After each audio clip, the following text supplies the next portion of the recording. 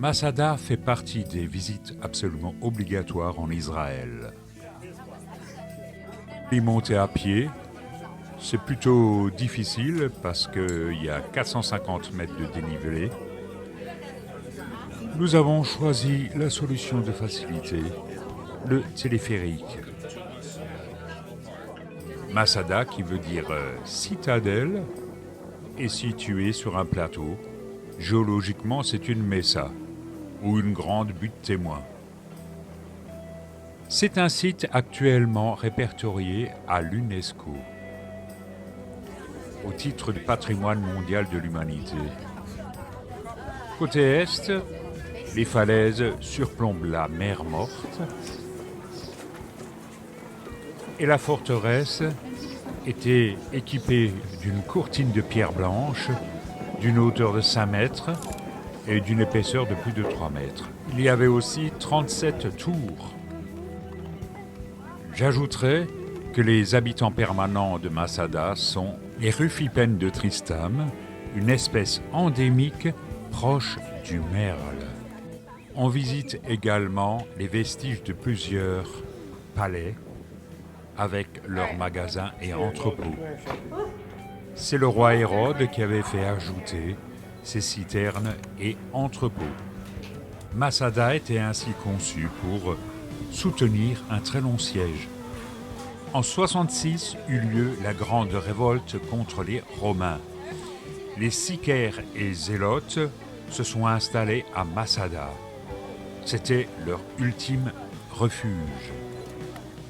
En 70, ils ont été rejoints par d'autres juifs et leurs familles expulsés de Jérusalem lorsque la ville fut mise à sac par les Romains.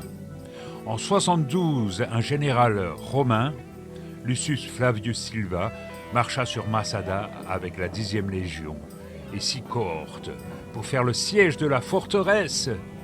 Côté nord, on voit les tours du palais de Masada, mais on voit également les vestiges des camps romains. Ils étaient au nombre de 8 et entouraient la forteresse. Revenons au palais. Les palais de Masada étaient agrémentés de riches mosaïques. C'était une citadelle, certes, mais il y avait également des bains. Les thermes étaient construits sous le modèle romain, avec les 3 bassins, le tepidarium, le caldarium et le frigidarium. On va s'intéresser au caldarium que l'on voit là.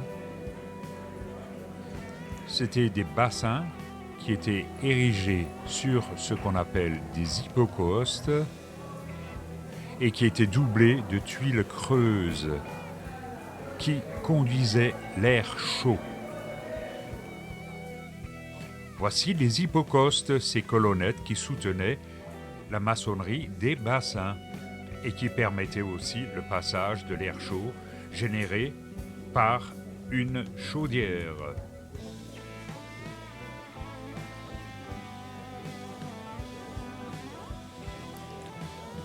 Pour la douche, on prenait des serviteurs qui vous balançaient des seaux d'eau.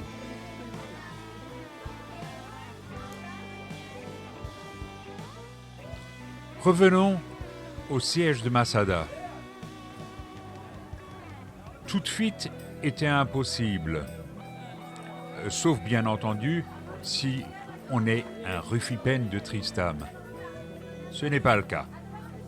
Les Romains, que font-ils pendant ce temps ? Ils construisent une rampe visible.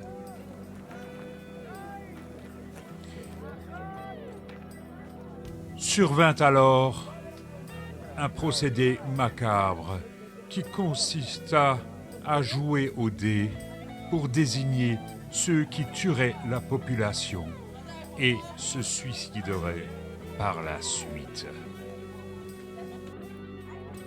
Certes, il y avait encore des vivres et de l'eau, mais cette fameuse rampe construite par les Romains progressait à vue d'œil. Mais alors me direz-vous, si tout le monde est mort, si tout le monde s'est suicidé, comment connaît-on le processus et l'anecdote des dés ? C'est simple, il y a eu comme toujours des rescueurs quelques femmes et quelques enfants qui se sont cachés dans une citerne et qui ont raconté tout ça aux Romains, et en particulier à Flavius Joseph.